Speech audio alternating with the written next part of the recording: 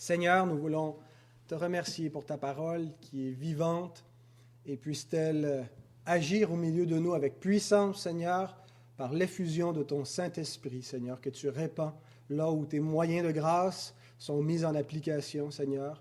Alors, nous prêchons ta parole, nous voulons l'écouter et y obéir, Seigneur. Nous te prions d'agir avec force au milieu de nous. Nous te prions dans cette circonstance, Seigneur, en particulier pour notre sœur Claudette, qu'elle puisse vivre ce moment d'une manière spéciale dans ta grâce, être consciente de ta présence au milieu de nous, ta présence alliantielle.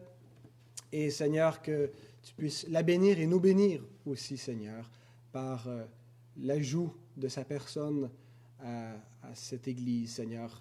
Et c'est dans le nom de Christ, celui qui a racheté l'Église, que nous te prions. Amen. Alors, j'ai 2 points. Mon premier, c'est que le chrétien est un membre du corps de Christ. Et le deuxième, je vous le dirai tantôt. Un des effets plutôt néfastes de l'évangélisation de masse, c'était de réduire le message biblique à être sauvé. On a réduit toute la question des Écritures et tout le message chrétien à peu près à cette question. Suis-je sauvé? Comment faire pour être sauvé?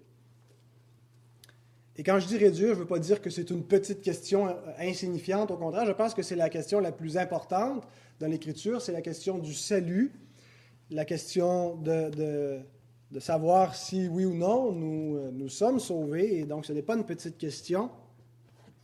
Mais le fait qu'on a éliminé pratiquement les autres questions dans ces efforts d'évangélisation de masse, les grandes campagnes nationale d'évangélisation, la télé-évangélisation. On a perdu beaucoup du reste du corpus de ce que la Bible enseigne. Et ça a amené plusieurs à considérer que la seule relation qui est importante dans la vie nouvelle, dans la vie chrétienne, c'est celle entre le pécheur et Dieu. Alors, reconnaissons d'emblée que c'est la relation la plus importante, mais que ce n'a jamais été l'intention de Dieu de limiter la vie chrétienne à ce seul aspect. La vie chrétienne n'est pas limitée à la relation entre le pécheur et Dieu. C'est la relation la plus importante pour les chrétiens, comment ils se sont face à Dieu, mais notre communion à Dieu, même notre communion directement à Dieu, est toujours définie au sein d'une communauté. C'est Antoine qui nous faisait remarquer dans une série d'études qu'il avait apportées les mercredis soirs sur le thème de la communion, que toutes les images que l'Écriture nous donne par rapport à notre communion que nous avons avec Dieu sont des images qui impliquent une communauté. La communion des croyants, des chrétiens, avec le Dieu vivant est une communion ecclésiale, en Église. Alors, nous sommes comparés à un corps dont Christ est la tête, et donc nous ne sommes pas seulement en communion directement avec lui, mais c'est avec un corps que nous sommes en communion avec lui. Nous sommes comparés à un édifice, et nous sommes des pierres vivantes qui composent cet édifice, et Christ est la pierre angulaire. Alors, il n'y a pas juste l'individu seul qui est en communion avec Dieu, mais c'est toujours au sein d'une communauté. Nous sommes comparés aux sarments qui sont greffés à un cep, à un plant de vigne. Et donc, il y a plusieurs sarments qui sont sur le cep. Et d'ailleurs, même le mot « communion », Antoine le soulignait dans son enseignement, « commune union ». C'est une union qui est commune.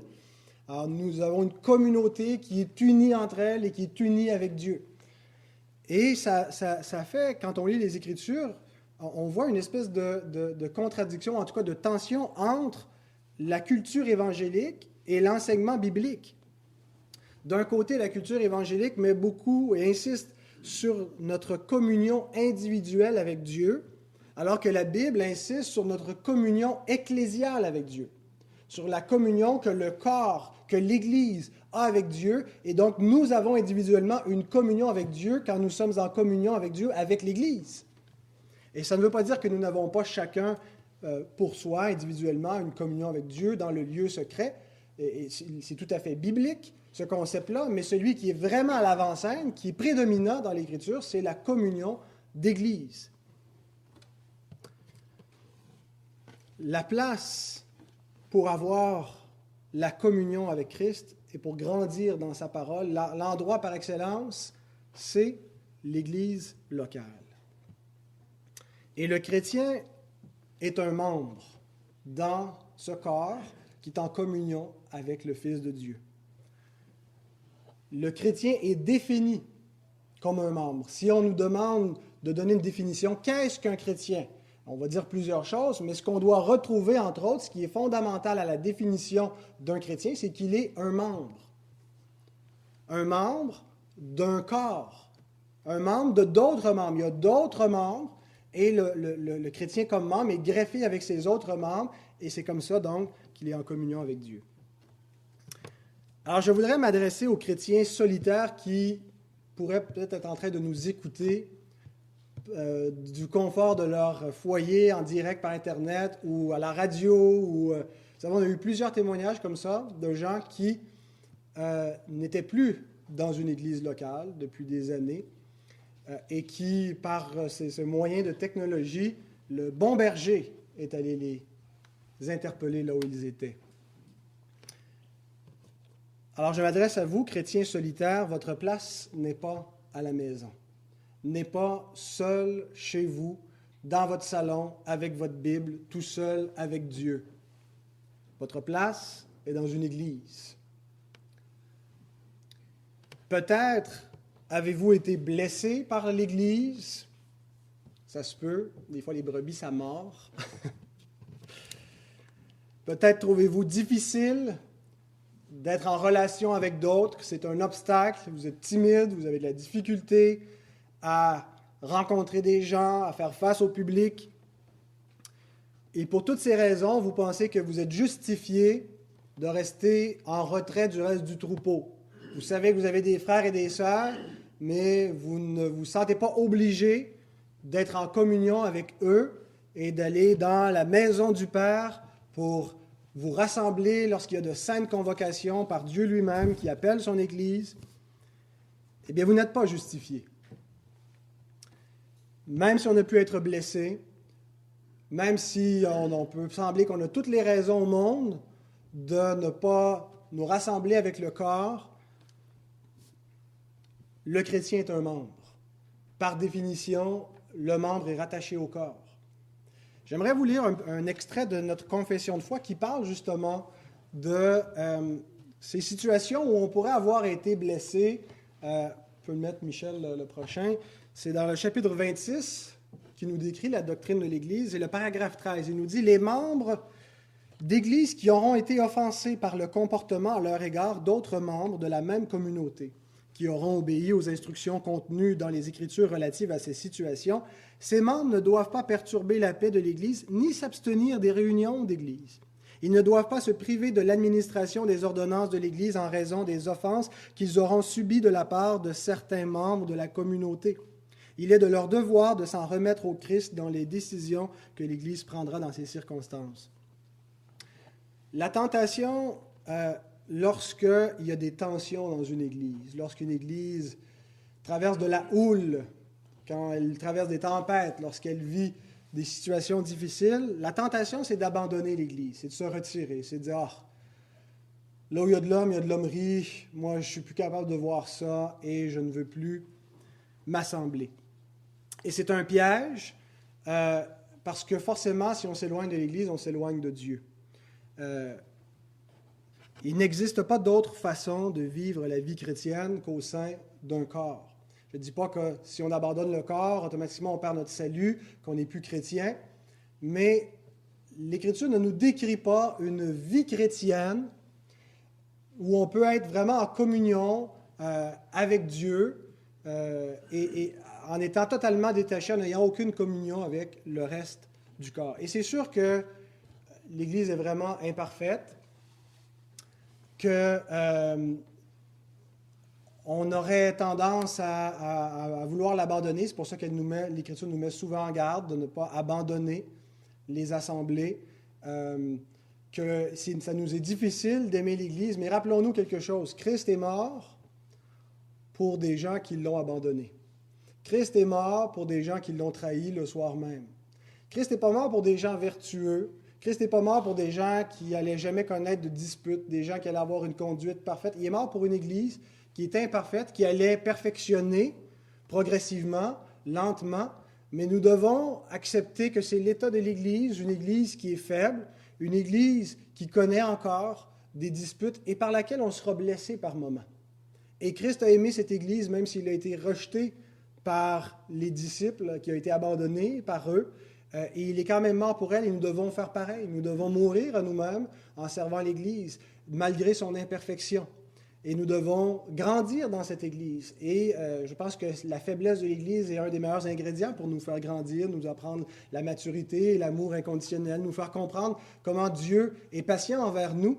Quand on voit les imperfections des autres, ça nous rappelle nos propres imperfections qu'on ne voit pas toujours.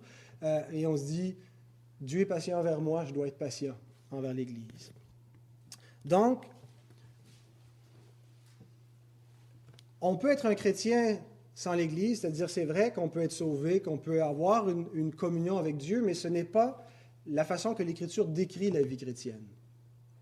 La vie chrétienne se passe avec d'autres croyants, parce que le chrétien, par définition, est un membre. Et la membriété est à la fois un impératif et un indicatif. C'est un impératif dans le sens que l'Écriture nous commande de nous rassembler. Elle nous dit de ne pas abandonner notre Église locale et de persévérer, de se supporter. Donc, il y a un impératif, mais c'est aussi un indicatif, parce qu'elle nous décrit que c'est ça que nous sommes. Vous êtes membres les uns des autres. Vous êtes les membres du corps de Christ. Vous êtes les pierres d'un édifice. Vous êtes une communauté. Et quand elle nous dit ça, elle nous décrit ce que nous sommes. Alors, si nous voulons essayer de vivre la vie chrétienne en dehors de ce que l'Écriture nous décrit, qu'est-ce qu'elle doit être, nous essayons de vivre quelque chose que Dieu n'a pas prévu. Et il y a un paradoxe. Et il y aura certainement des lacunes à notre croissance, à notre communion avec Dieu. C'est impossible qu'on ait la vie chrétienne, la communion avec Dieu, tel l'idéal qu'il le veut dans sa parole, en dehors de l'Église, séparé de l'Église, sans communion avec l'Église. Je ne dis pas qu'il n'est jamais justifié de changer d'église locale, bien que c'est rare, on ne doit pas changer pour des pécadilles. Est-ce que c'est le bon mot, pécadille? C'est ça qu'on dit. Mais je dis qu'il n'est jamais justifié de ne pas appartenir à une église locale. On n'est pas marié avec l'église locale, comme dans une alliance indissoluble comme on est marié avec notre époux, notre épouse. Il y a des possibilités de changer d'église en cours de notre vie chrétienne pour des raisons qui sont fondamentales, mais on n'est jamais justifié de n'avoir aucune église, d'être sans église. Alors, si vous entendez ce message, que vous êtes un croyant sans église, trouvez une église locale, fidèle à la parole de Dieu. Joignez-vous au corps de Christ, c'est le commandement de Dieu et c'est ce que vous êtes. Vous êtes un membre, il vous manque quelque chose dans votre vie chrétienne si vous êtes sans Église. Il existe une deuxième catégorie de croyants à laquelle je veux m'adresser, qui n'appartiennent pas à une Église locale, mais qui ne sont pas comme la première catégorie, ils ne sont pas solitaires, ils ne sont pas des chrétiens seuls à la maison, sans communion. Ils sont plutôt des chrétiens autonomes. Autonomos, ça veut dire quoi? Auto, propre, soi, nomos, loi. Les chrétiens qui ont leur propre loi, sont leur propre chef, leur propre définition de ce que devrait être la vie chrétienne, qui font ce qu'ils veulent. Ils vont à l'église quand ils en ont envie, et s'ils en ont envie, ils vont d'une église à l'autre. On magasine, on se promène, on prend ce qui nous plaît. Ils demeurent en retrait, on ne s'engage pas. On veut la communion sans obligation. Souvent, ils croient en Christ fermement, mais pas dans l'Église. Ils ne croient pas dans l'Église, ils ne croient pas que ça fait partie clairement des injonctions de Dieu pour notre vie, d'être fidèle à une assemblée locale, d'être soumis à une assemblée locale, à la structure locale que Christ établit. Et l'Église parfaite pour eux, c'est celle qui est prête à les accommoder, qui ne les dérangera pas dans leur vie privée, qui ne leur posera pas de questions, qui n'insistera pas pour qu'ils s'engagent ou qu'ils soient baptisés ou quoi que ce soit, qui ne va pas se mêler de leur vie. Laissez-moi juste m'asseoir tranquille, recevoir, avoir la communion sans obligation.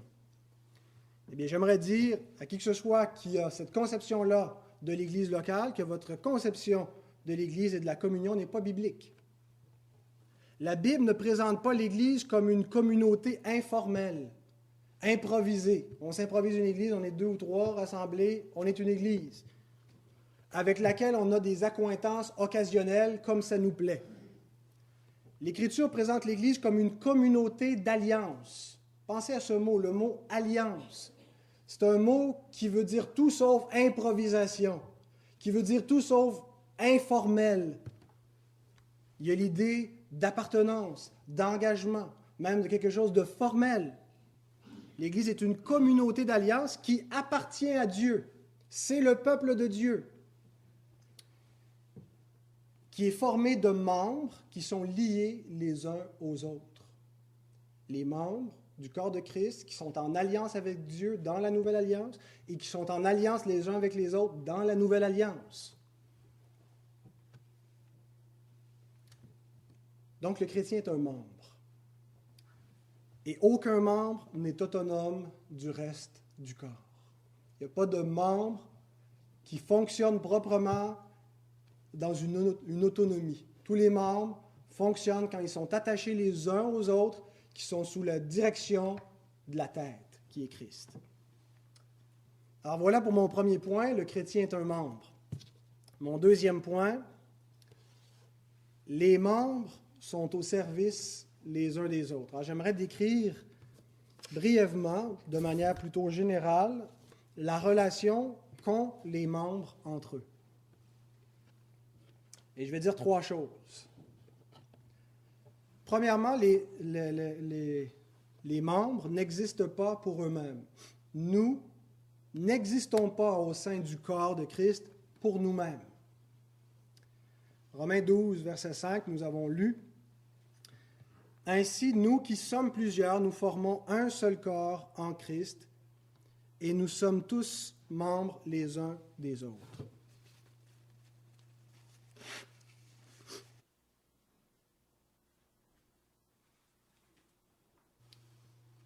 Être membres les uns des autres signifie que nous ne sommes pas dans le corps de Christ pour nous-mêmes, premièrement, mais pour servir les autres. Donc, nous n'existons pas pour nous-mêmes. Tout ce que ma main droite peut faire d'utile dans son existence, c'est principalement pour les autres membres de mon corps. Elle peut se gratter un peu difficilement, mais ça va aller mieux si c'est ma gauche qui s'en occupe. Les membres sont au service des autres. Le membre n'est pas désigné pour son propre service, n'existe pas pour lui-même, pour son propre avantage, mais existe pour le bénéfice et les avantages des autres membres de notre corps. Et l'image que Paul emploie du corps, il veut faire sortir cette vérité-là dans notre corps physique pour l'appliquer au corps spirituel qui est l'Église. Nous sommes membres les uns des autres pour le bénéfice des autres. Nous n'existons pas premièrement pour notre propre avantage, mais pour les avantages de nos frères, de nos sœurs. C'est ce que nous lisons dans l'Épître de Pierre également, 1 Pierre 4, verset 10. Il dit « Comme de bons dispensateurs des diverses grâces de Dieu, que chacun de vous mette au service des autres le don qu'il a reçu. » Nous sommes les dispensateurs des diverses grâces. Dieu a des grâces en abondance et la façon que Dieu veut distribuer sa grâce, ses bénédictions, ce n'est pas le mot grâce au sens de salut, mais c'est le mot grâce au sens de bénédiction, de bienfait. Il place des grâces dans des personnes qui ont été rachetées par le Christ et qui ont des dons qui sont maintenant sanctifiés par par Dieu, par la connaissance que ces personnes-là ont de Dieu, et leurs dons personnels, leurs talents, leurs capacités, leurs avoirs, tout leur être, toute leur vie, vient enrichir le corps. Et Dieu fait don comme ça, nous a fait des dons pour qu'on les mette au service de notre prochain, en particulier dans le contexte de l'Église locale. Or, nous sommes des membres utiles, nous sommes épanouis dans la vie chrétienne lorsque nous servons les autres. Alors, c'est pour cette raison que l'Écriture nous incite à faire mourir notre tendance égocentrique et à développer l'altruisme. Égocentrique, égo veut dire moi en grec. Alors, être centré sur moi, ce que l'Écriture nous apprend à faire, c'est d'aller contre cette tendance naturelle de l'égocentrisme pour aller vers l'altruisme. Alter, qui veut dire autre. Donc, aller vers les autres, penser aux autres. Et c'est ce que le texte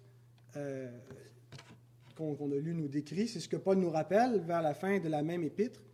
Il dit, « Nous qui sommes forts, nous devons supporter les faiblesses de ceux qui ne le sont pas et ne pas nous complaire en nous-mêmes, ne pas être égocentrique.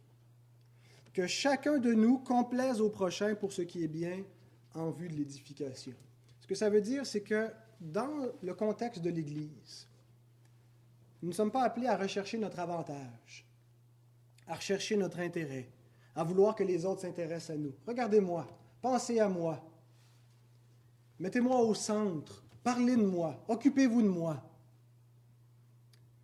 On doit faire mourir cette tendance-là à être nous-mêmes tellement préoccupés de notre vie, à vouloir que les autres soient préoccupés de notre vie, pour nous complaire dans les autres. C'est-à-dire chercher leur intérêt, leurs avantages, à ce qu'eux aillent bien. Et c'est ce que ça veut dire, se réjouir avec ceux qui se réjouissent et pleurer avec ceux qui pleurent. Pour être capable de faire ça, il faut s'oublier. Pour être capable de se réjouir avec ceux qui se réjouissent, il ne faut pas être jaloux de leur bonheur. Pour ne pas être jaloux de leur bonheur, c'est qu'il faut arrêter d'être préoccupé de notre propre bonheur. Et quand on n'est pas préoccupé par nous, on regarde le bonheur des autres et on est capable de se réjouir avec eux. Et ça nous fait réellement plaisir de voir les bienfaits et la réjouissance que Dieu accorde dans la vie de quelqu'un lorsqu'on est détaché de nous-mêmes. Et lorsque la personne souffre, lorsqu'elle pleure, lorsqu'elle traverse des difficultés, on les prend sur nous comme si c'était nos propres difficultés. Ça nous affecte, ça nous préoccupe. On ne peut pas juste continuer notre vie tout bonnement quand on sait qu'il y en a un qui traverse des temps difficiles. C'est pas mon problème, qui s'arrange avec ses troubles. On ne peut pas avoir cette attitude-là parce que notre cœur est lié les uns aux autres. Ils sont nos membres. Quand un de nos membres souffre, nous souffrons avec lui. Nous sommes prêts à l'entourer. Alors, nous n'existons pas pour nous-mêmes, mais pour les autres, au sein du corps de Christ. Deuxième remarque, nous servons Dieu en servant les autres. Alors, mon deuxième point consiste à définir la relation que nous avons, la relation de service que nous avons les uns avec les autres. Le premier sous-point de ça, c'est de montrer que nous devons changer d'attitude, de ne pas être préoccupés par nous. Nous n'existons pas pour nous-mêmes et pour les autres. Et deuxièmement, pour servir Dieu, ou plutôt nous servons Dieu quand nous servons les autres. Dieu n'a besoin de rien.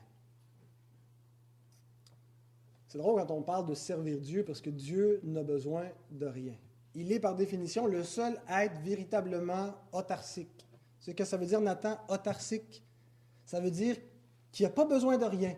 Il se suffit à lui-même. Dieu n'a pas besoin de personne, n'a pas besoin d'air ou de nourriture ou de boire quoi que ce soit. Il est autosuffisant, il vit éternellement, dans sa Sainte Trinité, dans son Saint Conseil, où il est trois personnes en un, il est autosuffisant. Alors comment est-ce qu'on peut servir Dieu? Pourquoi est-ce qu'on parle de servir Dieu? L'apôtre Paul dit ceci à des païens qu'il va évangéliser dans Actes 17, versets 24 à 25. « Le Dieu qui a fait le monde et tout ce qui s'y trouve, étant le Seigneur du ciel et de la terre, n'habite point dans des temples faits de mains d'hommes. Et il n'est point servi par des mains humaines comme s'il avait besoin de quoi que ce soit, lui qui donne à tous la vie, la respiration et toutes choses. » Donc non seulement Dieu n'a pas besoin de nous, mais nous avons besoin de lui. Dieu n'a absolument pas besoin de qui que ce soit, de quoi que ce soit. Mais quand même, l'Écriture parle de servir Dieu, d'avoir un ministère, d'être un ministère, c'est d'avoir un service, d'avoir un service pour Dieu, d'être serviteur de Dieu, d'être des ministres de Dieu. Qu'est-ce que ça veut dire servir Dieu? Bien, la seule façon, la seule manière de servir Dieu, c'est en servant les autres. Dieu n'a pas besoin de nous. Mais servir Dieu, bibliquement, ça veut dire servir les autres. L'amour que nous avons pour Dieu, si nous aimons Dieu, ça va se manifester à l'amour que nous avons pour les autres et en particulier pour les enfants de Dieu, pour l'Église. Aimez-vous Dieu? Comment le savoir? Aimez-vous l'Église? Le test ne vient pas de moi, vient de l'Écriture. 1 Jean 5, 1 et 2 nous dit « Quiconque croit que Jésus est le Christ est né de Dieu. Et quiconque aime celui qui l'a engendré aime aussi celui qui est né de lui. Nous connaissons que nous aimons les enfants de Dieu lorsque nous aimons Dieu et que nous pratiquons ses commandements. » Voyez-vous? Quiconque est engendré de Dieu aime Dieu et il aime aussi celui que Dieu a engendré. Il aime l'autre croyant. Il aime l'Église. Et il dit, nous savons que nous aimons l'Église quand nous aimons Dieu. Et nous savons que nous aimons Dieu quand nous aimons l'Église. Aimez-vous vos frères? Eh bien, dans ce cas, vous aimez Dieu. Aimez-vous Dieu? Eh bien, dans ce cas, vous aimez vos frères. Si quelqu'un prétend aimer Dieu sans aimer l'Église, c'est un menteur. Et si quelqu'un prétend servir Dieu sans servir l'Église, c'est un menteur. Servez-vous Dieu? Dans ce cas, vous servez vos frères et vos sœurs. Servez-vous vos frères et vos sœurs? Eh bien, dans ce cas, vous servez Dieu. La façon d'aimer Dieu, de servir Dieu, c'est au travers de ceux que Dieu a rachetés. Et tous les dons que Paul nous décrit dans Romains 12, qu'on a lu, celui qui exerce la prophétie, la prédication, la présidence, la libéralité, ce n'est pas des choses que Dieu a besoin pour lui. Servir Dieu, vous remarquez que tous ces dons sont au service des enfants de Dieu, pour leur édification, pour s'assurer que tout leur nécessaire pour l'édification et tous les besoins physiques, matériels sont couverts. Troisième et dernière remarque, nous sommes utiles par la grâce de Dieu. Le premier danger par rapport à la membriété dans le corps, c'est la négligence. Et c'est contre ce danger que je prêche depuis le début de ce message, la négligence, de se mettre en retrait du corps, de rien vouloir savoir, de ne pas vouloir être au service, vraiment de laisser de côté.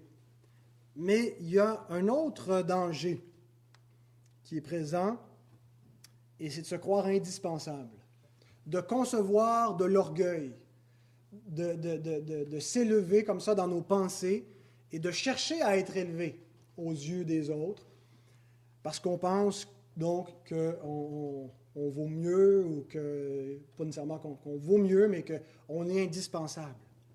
Et c'est pour cela que l'apôtre Paul débute son exhortation en disant au verset 3, « Je dis à chacun de vous de n'avoir pas de lui-même une trop haute opinion, mais de revêtir des sentiments modestes. » Et il termine de la même manière son exhortation au verset 16, « N'aspirez pas à ce qui est élevé, mais laissez-vous attirer par ce qui est humble. Ne soyez point sages à vos propres yeux. » Alors, voyez-vous, il y a deux extrêmes à éviter. Le premier, c'est de dire « Je suis inutile. » Ça ne fait aucune différence que je sois présent dans l'Église, que je m'implique ou non. Je peux me retirer. L'Église n'a pas besoin de moi. Et l'autre extrême, c'est de dire « Je suis indispensable.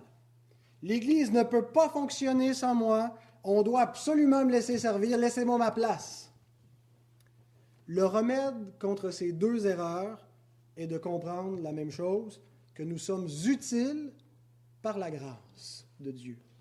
C'est ce que Paul veut dire au verset 6. « Puisque nous avons des dons différents selon la grâce qui nous a été accordée, que celui qui a le don de prophétie l'exerce selon l'analogie de la foi, celui qui a un ministère, qu'il remplisse, et ainsi de suite. » D'un côté, nous ne pouvons pas nous retirer en plaidant notre inutilité. Pourquoi? Parce que nous avons des dons, parce que nous sommes un don. Dieu nous a donné à l'Église, il nous donne les uns aux autres. Et si quelqu'un pense qu'il n'a pas été un don, il comprend mal ce qu'il est. Il est un don que Dieu a fait au corps, il est un membre utile. Alors nous ne pouvons pas plaider notre inutilité en gardant le retrait, en restant chez nous, ou en voulant venir juste en recevant sans donner. Mais de l'autre côté, nous devons comprendre que c'est par grâce que nous avons des dons et que nous sommes des dons à l'Église. Nous ne pouvons pas concevoir de l'orgueil, c'est une grâce. Nous ne pouvons pas nous glorifier de cela. Qu'as-tu que tu n'aies reçu? Nous ne pouvons faire qu'une seule chose, c'est rendre grâce à Dieu et servir humblement. Alors aujourd'hui, nous recevons officiellement une nouvelle sœur comme membre. Elle ne commence pas à être notre sœur d'aujourd'hui. Elle est notre sœur depuis qu'elle est à Christ. Et nous sommes en communion avec elle depuis que nous la connaissons, depuis 2 ans environ, où elle a commencé à fréquenter cette assemblée, où nous avons appris à la connaître et vice-versa. Mais aujourd'hui, on va officialiser tout ça. On va rendre grâce devant Dieu pour le don qu'il fait à l'Église de cette sœur, qui ne veut pas juste avoir une relation informelle, mais qui veut vraiment célébrer qu'elle est un membre du corps de Christ et qu'elle est reconnue par nous comme telle et qu'elle reconnaît l'Église comme un corps également qui appartient au Seigneur. Alors nous devons rendre grâce à Dieu. Rendons grâce à Dieu pour Claudette, qui est un ajout aux membres, au corps de Christ. C'est un don que le Seigneur nous fait. Et plus le corps comme ça grossit, se multiplie avec des dons différents, plus il y a une richesse dans le corps, une diversité de dons, une plénitude de dons. Et chère Claudette, tu entres dans cette Église, le Seigneur te donne à nous. Tu y entres pour y servir Dieu en aimant tes frères, en servant l'Église. Et la disposition qui doit être dans ton cœur, ce n'est pas celle, premièrement, de te dire qu'est-ce que je vais recevoir, mais qu'est-ce que je vais donner à cette Église. Mais en même temps, en entrant dans cette Église, tu trouves une 30aine de membres qui sont à ton service, qui sont là pour t'aimer, pour te donner.